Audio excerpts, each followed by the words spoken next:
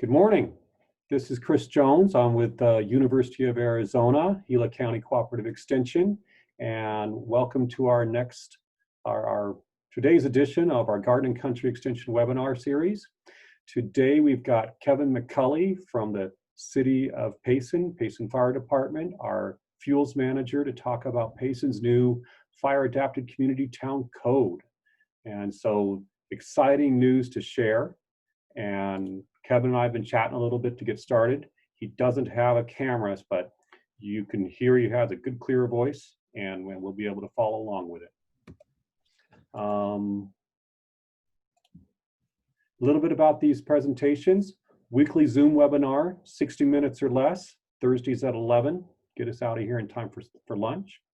Featuring a variety of horticulture and natural resource topics relevant to the environmental conditions and residents of Gila County. This one in particular for Payson, but the idea of the town code, I think, can apply to many communities that are looking to do the same thing. And I think Kevin discussing this will just provide a good case study of how to get a town code passed to deal with fire issues. A recording of this will be posted at the website extension.arizona.edu/Gila. Got a web page there called Garden and Country Extension Webinars, and probably be able to get this up sometime next week. And just a reminder, University of Arizona is an equal opportunity affirmative action institution. Here's our agenda. Thank you for everybody who logged in early with us to make sure we're ready to go. My name is Chris Jones. I'm your moderator. Today's talk is Payson's Fire Adapted Community Town Code with Kevin McCully, the Payson Fuels Manager. He's got about a half-hour PowerPoint presentation to share. We have an evaluation link. I've already got it in the chat box, but I'll share that again. If you could give me that information at the end, it just helps me out a lot. When Kevin finishes up, we'll run our question and answer discussion, and I'll help moderate that and feed those questions to Kevin. And as we're going along, you can put those questions into the chat box, and we may or may not slow Kevin to ask those questions as we're coming, but they'll be in the list, and we will definitely try to cover them. Seek to finish up here by noon, and that is our agenda. Here is our speaker. This is your only chance to get a look at him. Kevin McCully, Fuels Manager, Payson Fire Department, City of Payson, Arizona. Longtime firefighter and fire captain in San Diego. So good to have him over here. He knows about these same type of fuels and issues we have here. The other good thing about this picture, you can see his reading material there. We can see Snoopy on the doghouse, so we like that. Kevin, I'm going to stop the share here, and you can take over. Okay. Good morning, Chris. Thank you for having me here, and really appreciate it.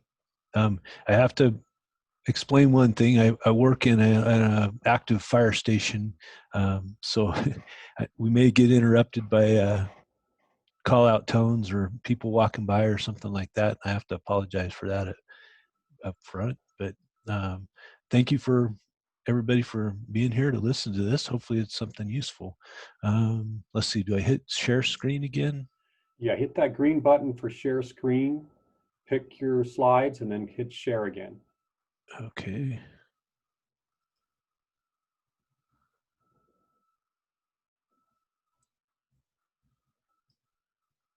How's that? We are ready to go. Okay. So the fuels management program here in Payson, you know, we've it's been going on for a while. I think they kind of started looking at it in the early 2000s. They've tried before to get code passed here, had different issues with getting the code passed, and I'll just kind of walk through. This is the PowerPoint that I used at the town council with some of the information we came up with on this, you know, most recent attempt to get the code passed. Let's see, I'm not going forward here. All right. So a lot of comparisons in the motivation behind the concern on a lot of our firewising in our local communities are comparison between our community and the campfire. Arizona Republic did a really good article on a bunch of Western towns last summer, comparing it to Paradise, and so they did a great article, and that's really a basis for some of the comparisons and some of the drive behind getting these codes passed. You can see the campfire of 2018 it was 153,000 acres. You can see all the information there on the screen. Information, interesting thing is $16.5 billion is an estimate to date as far as how much that fire has cost. So I started out, kind of comparing Payson to Paradise. Both towns had fires back in the early 2000s that threatened the towns or came very close. Payson's, it came to about 3 miles out of town on the west side there. Then I compared some of the precipitation. You can see Payson is a lot drier than Paradise. Our population is a lot smaller, and our median age is older. So those came into play in that Arizona Republic study. As far as the fuels, the older people being way more vulnerable, and the population of the town there. So theoretically, because we're drier here in Payson, we should our fuels around here should be more volatile and burn faster than they did in Paradise. Obviously, Paradise was kind of a unique fire situation also. I don't want to diminish that, but it does show the potential. Here's some pictures of Payson and Paradise, and the one on the right is Payson and the one on the left is Paradise. And then here's a picture of that same location in Paradise after the fire. This one is a very good comparison, I think. You almost think it's the same street, but the one on the right is Payson and the one on the left is Paradise. And then there's a picture of the Paradise road after the fire. And threw in the Burger King. All the towns have a Burger King. But you can see the one on the left, that's Paradise, and they had a lot more vegetation around their Burger King than we do. And this is what happened to it. The creek fire, this is actually when I started my firefighting career back in 1980. This was the first place I worked, was a place over here by Feingold, and I was a wildland firefighter, seasonal firefighter. So this fire here is you can see it's outside of Clovis and Fresno. If you look up here, it's Mammoth Mountain. There's a drainage that runs from the San Joaquin Valley up almost to Mammoth Mountain there, which is a big ski resort, in case people aren't familiar with it. But Mammoth Mountain is actually on the east side of the Sierras. So this fire is 240 something thousand acres right now. They're not expecting to get it contained until the middle of October, but and one of my partners from Payson is actually over there, got there today to help them out. But the point with this is that all these little towns in here are small towns, a little bit smaller than Paradise and Payson, but small towns that have been affected by this fire. And unfortunately, we're going to have a lot more studies coming out probably in the next year, looking at what could have been done better and what happened and what actually caused the structures to burn and that kind of thing. So we know that the wildland fires are inevitable. I mean, in the West, we have a really big problem with it. in all the western states. We know that if you mitigate the fuels, it slows the fires. We know that if you build houses that have certain components to the way you build them, that'll actually slow the fire progression too, because it slows the number of structures that get involved. We also know that there's no mitigation that can protect us 100% from all the fires. So the objective is to become a fire adaptive community. You use a combination of different things, like the structure hardening and the vegetation mitigation, creating defensible space. And the object is to minimize the chances for a conflagration to develop. And really, a really big part of this is to provide for firefighter safety. We also have responsibility to protect the forest from our towns, because the most likely place that a fire is going to start is where people are. So that's a really important aspect of it. Also, one of the things we did in Payson with this code is that we separated the building requirements from the vegetation requirements, and we haven't gone back and finalized our building requirement code yet, but we're going to work on that. And hopefully within the next 6 months or a year, we'll be able to go back and get that passed also. So the conflagration, once the structures start burning, it adds a lot more fuel to the fire, obviously, and a lot more heat. And then you get in a situation where the structures are actually what's progressing or allowing the fire to progress.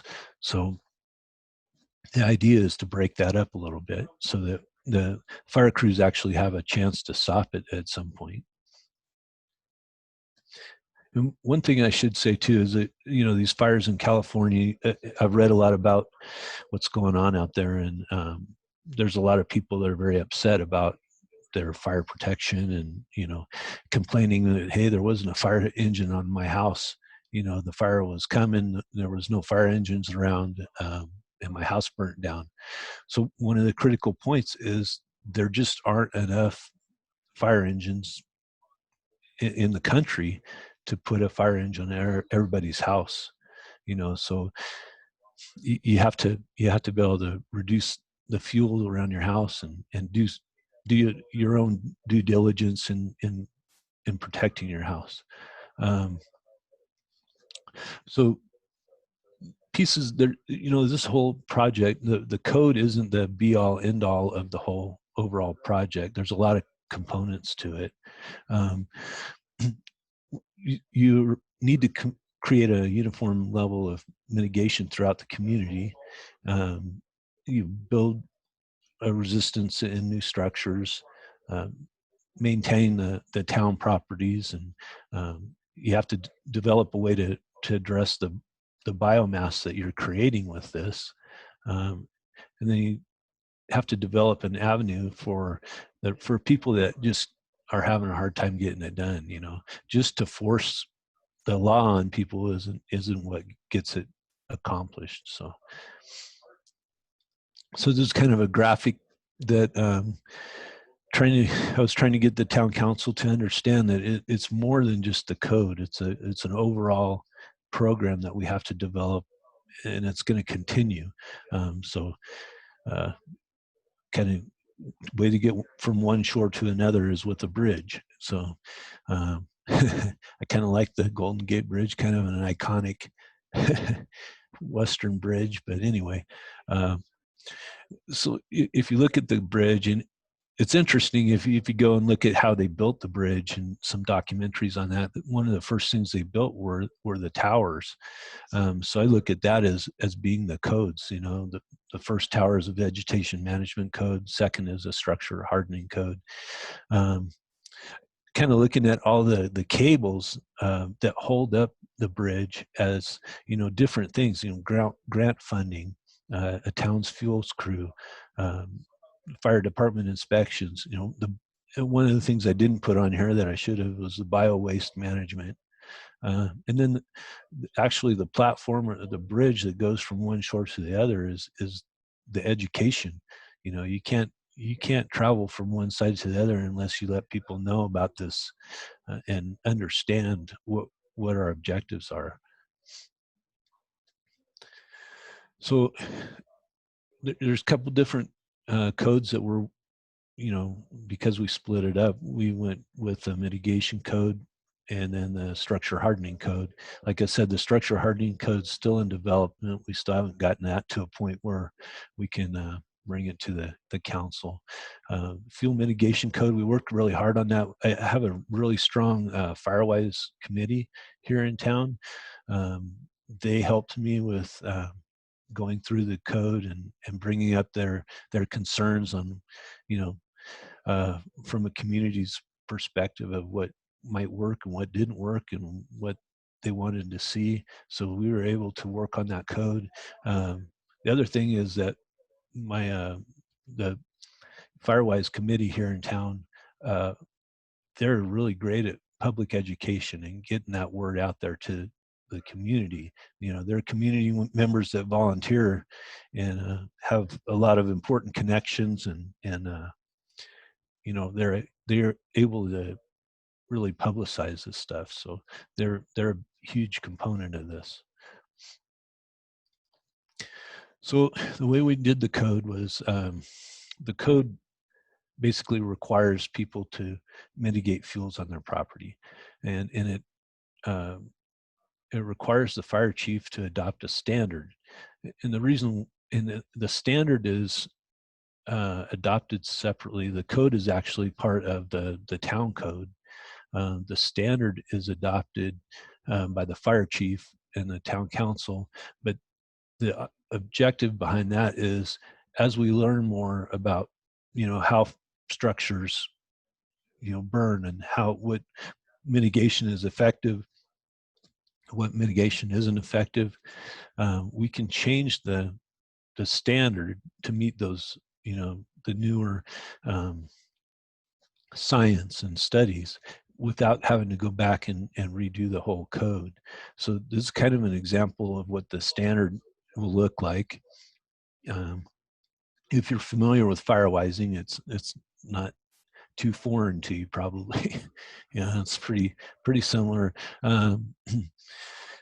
When I put in their driveway, and that should have been a fire access.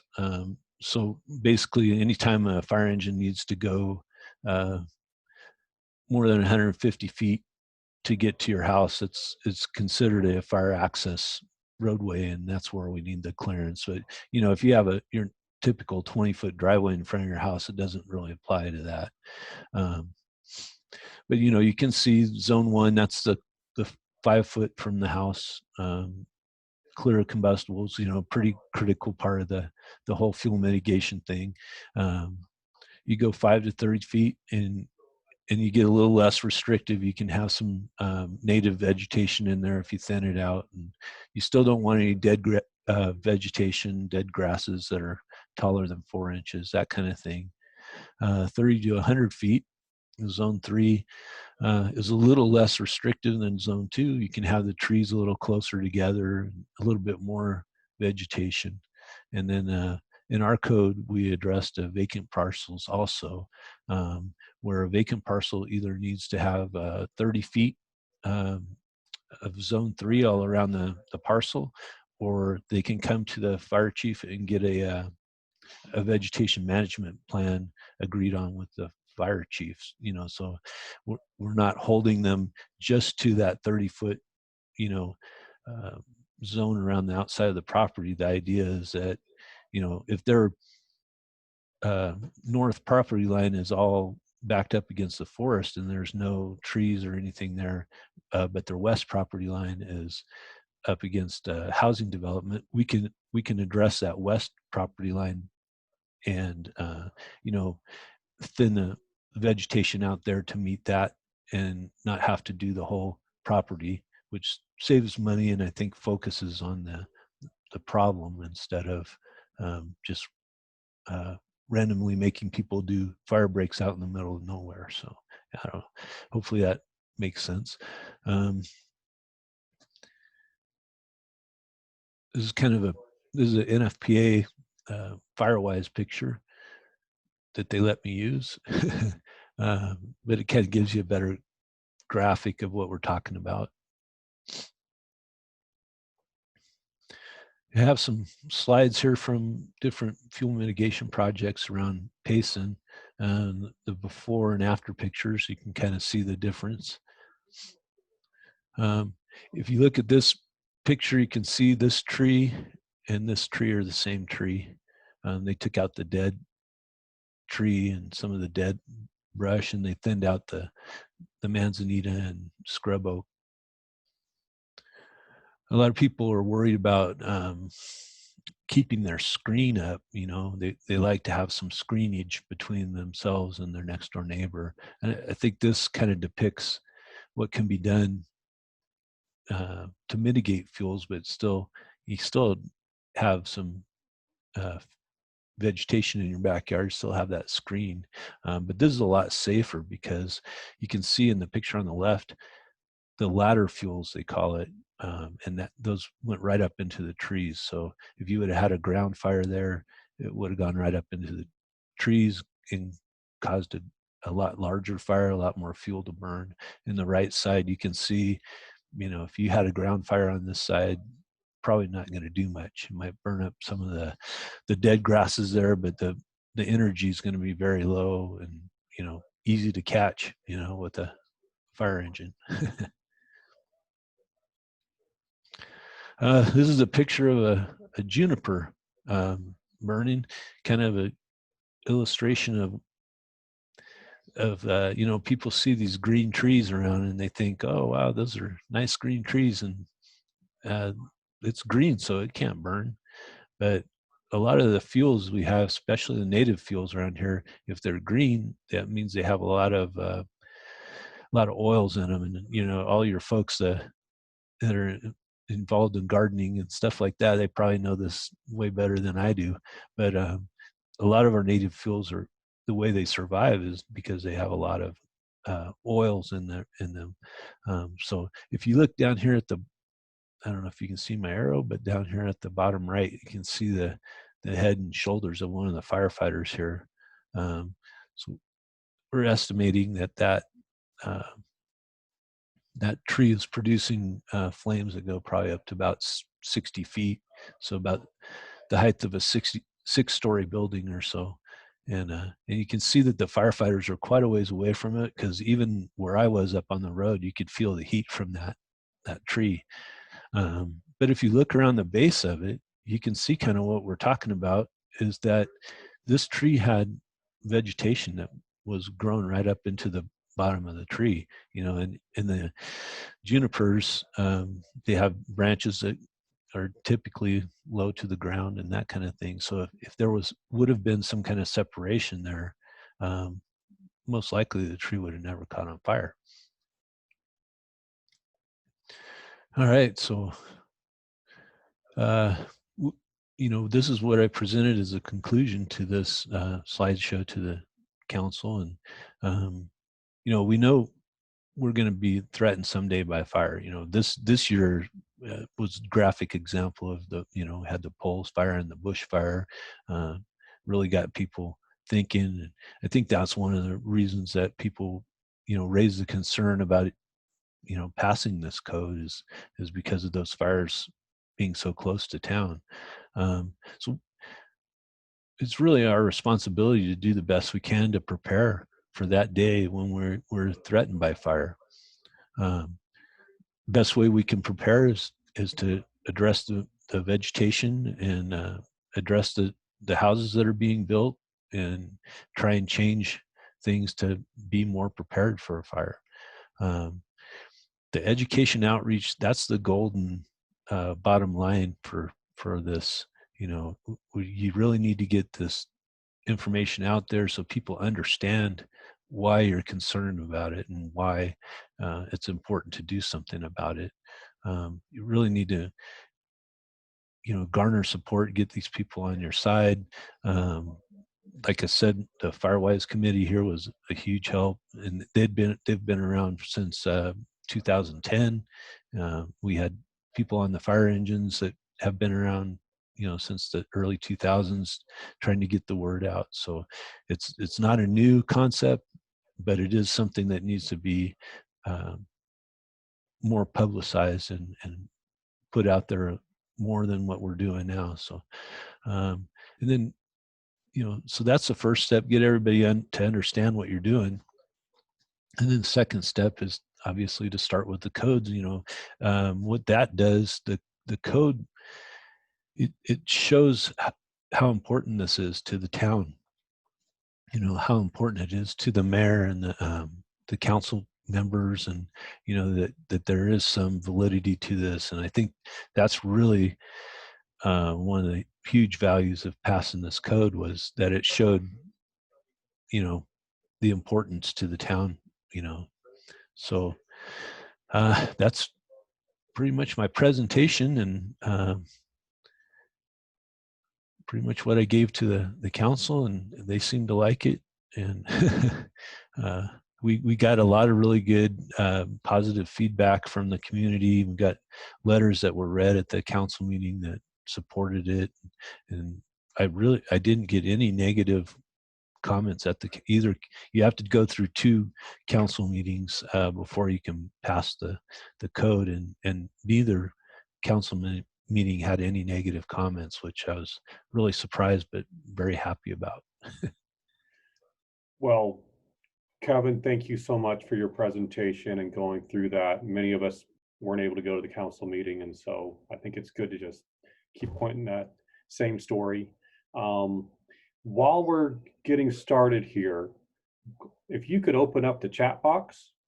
I noticed you got questions coming in really good here, and if you want, I can allow those people asking the questions to to speak. I can promote them that way. And so while you're reading those questions, Kevin, I just want to remind people about the evaluation that we have. And if they're able to fill out this evaluation, it helps me out a lot and keeps me online with what the programs are I'm doing. And I also want to just run a quick poll here.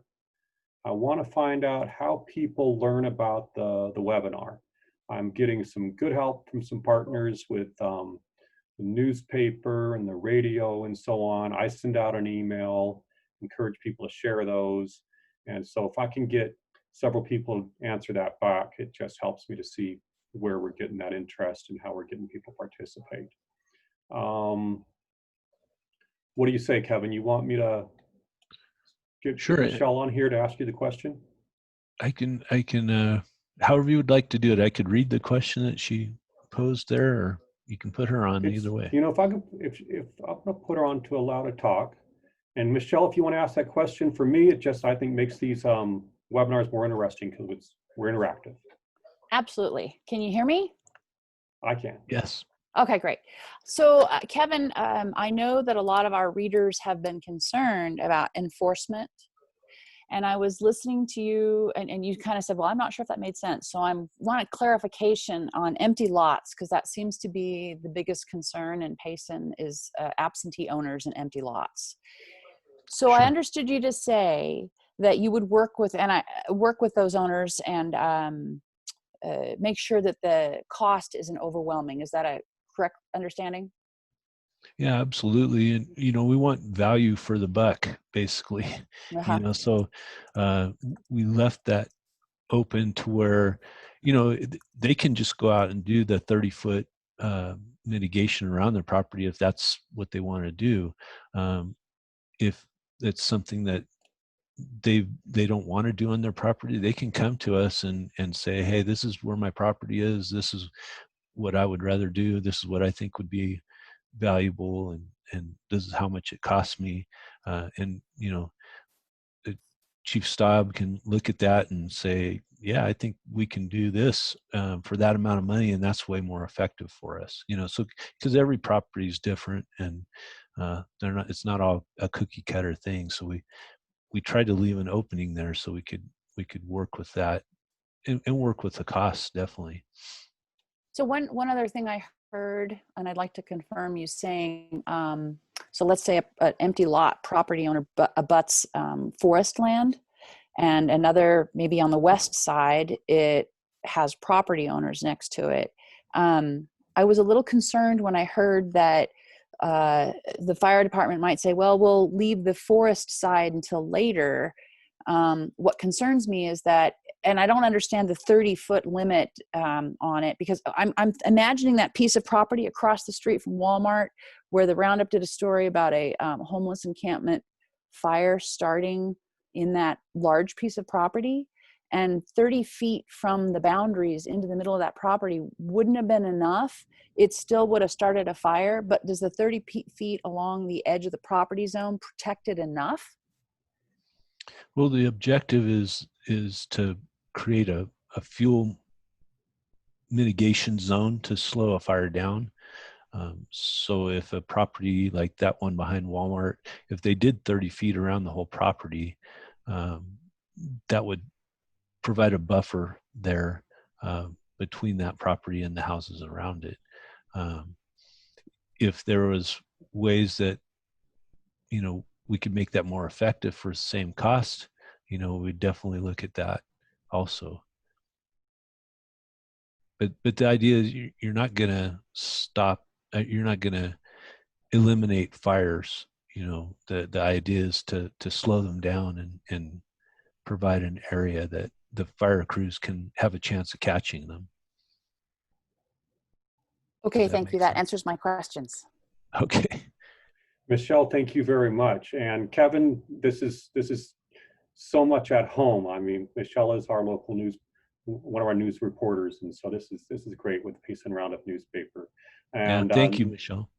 Next presenter I'm going to allow up is Pam Butterfield, and Pam is asking about Town of Payson personnel who can come and help with individual homes. So Pam, you're up. Right. So I'm wondering, I wasn't quite clear when you were speaking. Would someone come to my house or someone's house and advise on what would need to be removed?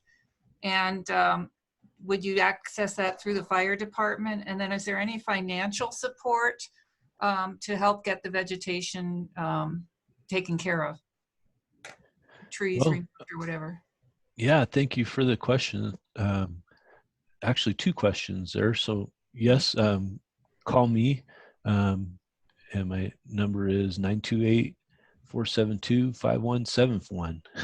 And if I don't come out, we have the Firewise Committee members that have been through training, and they actually kind of like coming out and meeting people and walking around their yards and giving them pointers, and they're well trained. So between the two of us, either myself or one of the Firewise Committee members, we're happy to come out and walk around your property with you and give you some pointers.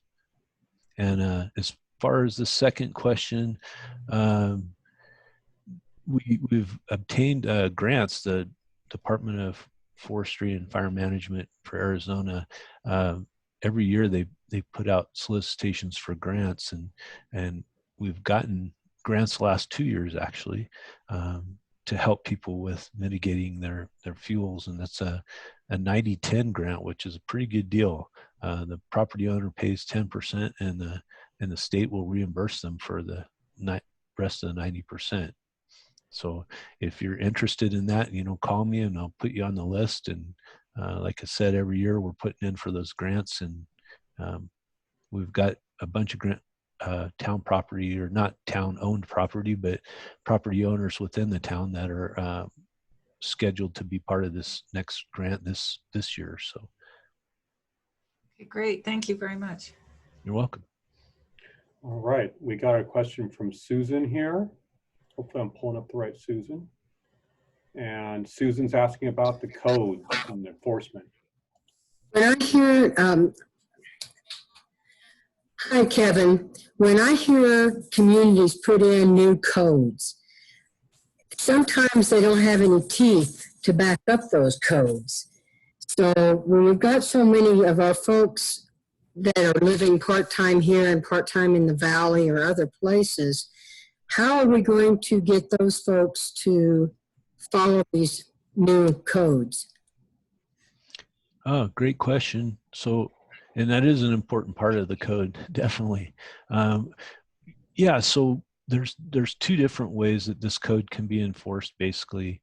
When you get to that point, and let me say this, the objective is to gain compliance through cooperation, because you want to get people on your side and get them to understand why you're doing it, because in the end run, it's not a one-time thing where it's one and done. It's something that needs to carry on, and it needs to be maintained over the years. Here in Payson, our fuels grow back within 3 to 5 years to where you're almost back to where you started if you don't maintain it.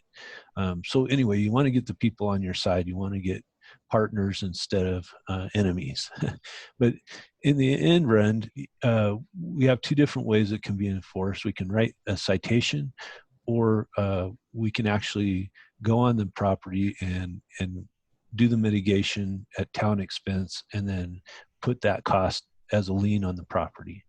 And I'll say one more thing about that is, I know that people, when you tell them that, it freaks people out, for a lack of a better way to put it. But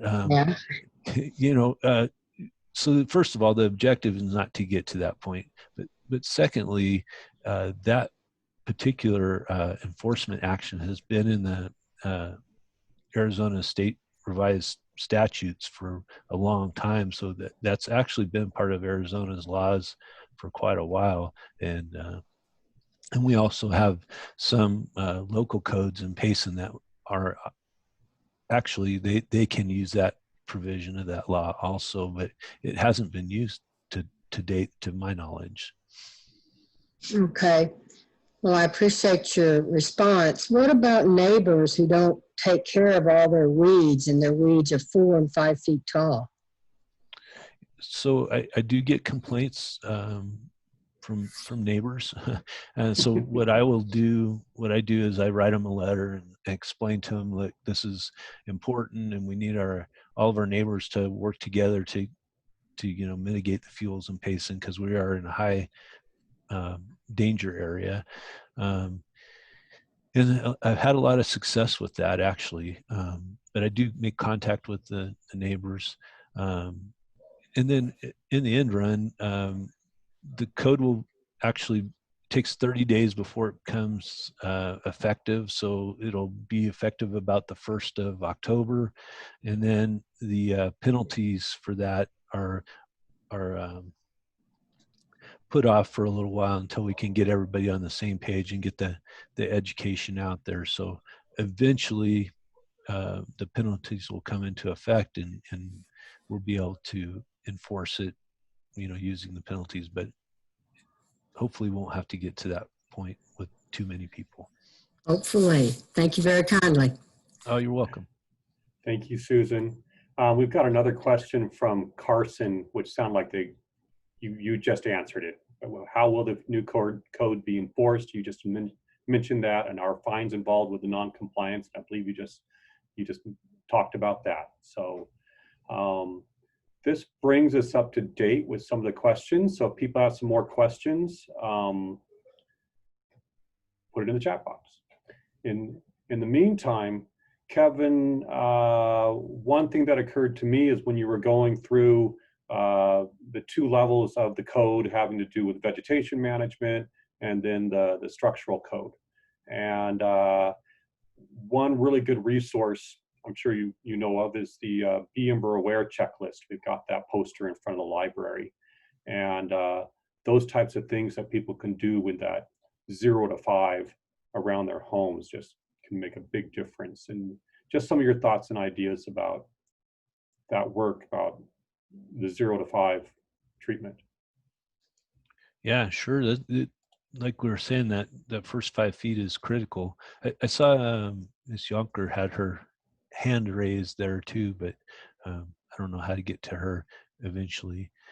But anyway, I guess she just posted a question. Yeah, she's in there, and she's answered my question. We'll get to her. It's good. So yeah, the first 5 feet is critical, and you're right. The ember awareness, in realistically, that's there's a guy named Jack Cohen that's becoming very well renowned nationwide, because he started studying why structures burn in these fires. And we used to always think it was just radiant heat or flame contact with the structures that cause the problems, but he's gone in and found that it's more the ember shower that causes the problem, and the weaknesses in your structure that allow the embers to go and start a fire on your building materials, on your structure, is really how these structures burn. And you can see some of the pictures, and if you notice on the news when they're showing pictures from California, you'll have a house that's burned to the ground, but right next to it there's a green tree. So but that's why we made that standard kind of separate, so that when newer information comes out, we can modify that and directly affect that result by the standard. Okay. And you were mentioning that Darlene has the question. She's asking, is the council working on putting into place an assistance program, which was part of my motion at the Building Advisory Board? Yeah, thanks for the question, Darlene. Did she want to voice it? Let me see if I can find her here. There she is at the top. Darlene, if you can unmute, we got you. Okay, thank you. Yes, my question, as you just read it, it was an important part of the discussion that we had at the the Building Advisory Board, which I sit on. I have been, as an ex-firefighter, I've been interested in this subject for many, many years, coming from Southern California, the San Diego area. But we do recognize that, as Kevin said, just passing a code does not get the job done. We need to have in place a way for people that either physically or financially cannot get this done, and that we can assist them somehow. So that was part of our motion that we passed, was that we wanted the council to explore how they could put into place, in other words, budget for a method to assist people that cannot do it for themselves. How are we coming with that? Well, I think the first, great question, Ms. Yonker, by the way, and thank you for all your work. Ms. Yonker was on the Firewise Committee here for a long time and was one of the pioneers of getting this code rolling. So really appreciate that. But yeah, I think the immediate work with assistance is through the grants, or we're getting that 90-10 grant to help people. That's kind of the immediate way we're going to help people with that. And you may know this, but eventually what I'd like to do is have people that work for the town that can go out and do mitigation work and haul brush away to the brush pits for people, and we're still working on that part of the solution, as part of that bridge that we're trying to put together, and piece by piece, and one day we'll have that bridge completed, but those are all pieces of it. So we are working on it, though. Aside from just the grants, is the town actually in some kind of process of figuring out how they can either budget for or provide, as you said, someone that can actually do the mitigation through the town? Yes. Okay. Chief Staub and I have developed some plans, and we're going to present those to the town manager, and that's where we're at with that. Fabulous. And thank you so much for your work, Kevin. I really appreciate it. Oh, thank you. Very good. Thank you, Darlene. I'm going to bring up Donna Martinson, put a few questions in the Q&A. So if you're ready, go ahead.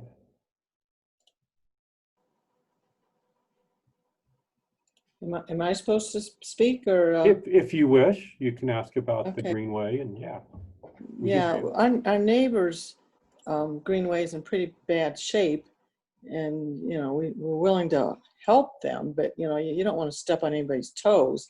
But I wanted information like, well, the grant stuff, would that cover the Greenway? I presume the Greenway is critical to all this.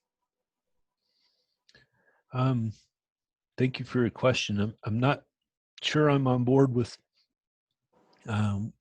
what you mean by a greenway. Is it a? Well, if you look at a map of Alpine Heights, there's a greenway that runs, like we're on Hillcrest, and it runs for, I don't know, 1,300 feet or something. And it's there's a, I'm not real clear because we've been told it's not our property, and then we just got something from the HOA that sounded like it was our property. Anyway, it probably belongs to the town, and nobody can build on it or anything like that. And I think they originally designed it for fire access, is my understanding. But I'm not real clear on it because when we have homeowners meetings, it's not very clear sometimes. But we've kept ours maintained, but it's not going to help us if our neighbors isn't. Yeah, absolutely. And that's one of the important things about the code also, is that it creates a standard across the community. Because exactly like you said, if your neighbors aren't participating, it limits the work that you've done, the effectiveness of the work you've done. I am familiar with some of those areas you're speaking about over there. Some of them were, I'm not exactly sure why they were developed. Some of them, I think they were supposed to be like walkways in between the residence areas, like a little park or something. And I know that they were originally, some of them, and I don't know about the specific one you're talking about, but some of them were managed by the HOAs. And then when the HOAs went away, they kind of lost somebody that was responsible for them. But a lot of the people, I've talked to property owners near them, and have been successful in convincing people to mitigate that fuel. It is something that, like Ms. Yonker was saying, that we need to kind of develop an avenue with the town that we can help people deal with those areas that aren't really clearly defined as far as who owns them and that kind of thing. So hope that answers your question. But in the meantime, my take on it is trying to convince the owner of that property, near to those greenways, to mitigate that around their house. Okay, but could I tell my neighbor that he could apply for a grant? Yes. Yeah. Yes, Okay. you can. And if you'd like me to come out and talk to you and your neighbor, I'd be happy to. Just like I said, give me a call, and we can walk around and look at it, and I can give you information on what needs to be done, or what the most important things to be done, are. Okay, my other question, we're getting ready to re-roof our house, and we don't know if we have up-to-date information. Is a metal roof useful in a fire situation or not? Yes. I mean, the general answer is yes. As far as roof construction goes, there's a lot more to it than just the covering. There's different types of fire resistant roofs. So I would look into that, and then whatever company you're looking at buying the metal roofing from, they put out information as far as how effective their roofs are in fire situations. So they'll have some information on the product that you can look at and decide whether that's what you want. Well, we talked to the contractor, and his take on it was that it helps for embers landing on your roof, but then the embers just go down to your gutter, and if your gutter isn't clean, it's not going to help you. And he also said that the fire up by Happy Jack, I think it was 2 years ago, or could have been last year, that, you know, there was a certain amount of homes burned. I don't know if it was how many it was, 80 or something, but the metal roofs and the asphalt roofs all burned about the same percentage. So, Well, yeah, that's a really critical point. Is you want to have that material, you know, the dead pine needles and leaves and everything cleaned off your roof, because, you know, a lot of roofs can't withstand that material being on fire on top of them. You know, they can withstand a firebrand, but they can't withstand, you know, a lot of burning material on top of them. So, and you know, the good thing about that is really not a very expensive thing that can be done, but be very effective in helping your house resist fire. So yeah, clean the stuff off your roof, clean it out of your gutters. That's critical.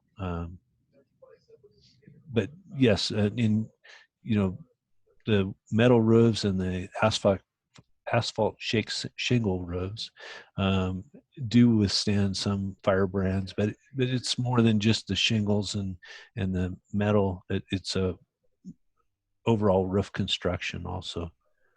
oh.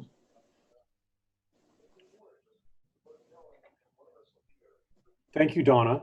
Some of those things Kevin and I were talking about with the fire, the Be Ember Aware covers some of that roofing construction, and I've got a publication of that on my website, and I can hook that in with this presentation. When I put it on, I can link to it and make that available, the Be Ember Aware checklist. And Kevin and I can talk about any other resources we want to tie in with the posting of this webinar that people can follow up with. So thank you. We've got another follow-up question from Michelle. So we're bringing Michelle Nelson back, and we're still doing pretty good on time. So welcome back, Michelle. Thank you. Kevin, one of the things I understood, the big goals of getting the Firewise code is that you could treat the town as one big piece of property, and maybe even create a townwide plan to, you know, like when you look up at the Tyler Parkway pieces of property, those 5 acres or more, it's just one big, huge green swath. And is there going to be an overall plan to address the town, or are you just going to go property by property? That's a great question, and I appreciate that. Yes, Chief Staub and I have been working on an overall plan, and actually Chief Staub's had it in the works for a long time. There is a green swath through that eastern 2/3 of the town. That, in fact, that's our priority area for our grant that we just got. And just Tuesday, I just walked that with one of the Arizona State grant folks to look at that. But so yes, we are prioritizing it. That green swath through the eastern 2/3 of Payson is a priority area, and then we'll also follow up with other priority areas, you know, like the western side of Payson there, where the drainage Doll Baby Ranch Road comes in, and that kind of thing will probably be the next priority. But we're kind of dividing, because of the limited resources, we have to kind of divide things up and prioritize it. So we are doing that. And we do have kind of an overall plan for the whole town, which I think is probably going to take us about 10 years to actually get to where we want to be. When would you be able to have that? Are you going to have a map made or something we could publish to tell folks? Is it going to be kind of like the street, you know, when you do the street slurry, they have a map they publish. Are you going to consider doing something like that, just so we're aware? Are you going to approach people then based on this map? I mean, how are you going to use it as a tool? That's a great idea, actually. I hadn't gotten to that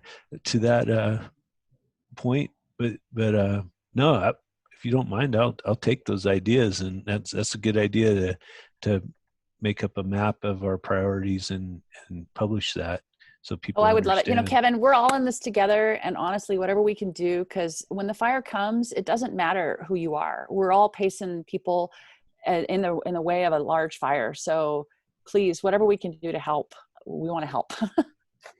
Absolutely. Thank you very much. And I appreciate all the help I can get. Well, thank you, Michelle. I think you just made the sentiment clear. We all want to help. We're all concerned. We're all in the same situation. So very much so. I'm going to put that evaluation link up again in the chat box. We'll close that one. Make sure it goes up for me here. Come on. There we go. And I'm going to go back to my slides unless I see some questions pop up here. Thank you, everybody, for sticking on for so long. Kevin, we had up to 30 attendees at one point, so that's pretty good for, in general, for these programs. And again, we'll be able to get these up on the website so people can follow up with them. Well, thank you very much for having me. This, again, I just put that webinar evaluation link in the chat box. Please look at that. We've had our question and answer time with Kevin, and very specific questions. You put him on the hot seat and he was ready to deal with it. So excellent work, Kevin. And just want to make an announcement for next week's presentation.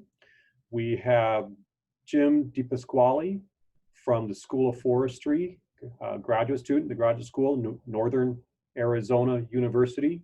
And I've had the ability to participate in part of the grant administration for this topic. So this is his research project under Han Supan. Colleague of mine, Patrick Rappold, helped to get me onto this. And the title is Opportunities and Barriers for Arizona to Supply Wood Fiber to South Korean Renewable Energy Markets, And so part of the wildfire issue that we are having is that we've got so much of this fine material, this wood fiber in our forests, that we aren't able to control the wildfires. And so this allows a way for us to be able to do some forest management, help pay for it, and therefore have better forest health around communities and make our communities safer. So in this research project, looked at opportunities. There's interest in South Korea for the wood fiber, and we'll just learn more about what happened for that research project. That's our presentation for the day. Kevin, you got anything else for us before we close down? No, thank you very much for having me, and I appreciate all the folks that joined us, and I hope it was worthwhile. And like I said, if anybody has questions or they want to schedule a visit to prioritize stuff on their property, my number is 928-472-5171.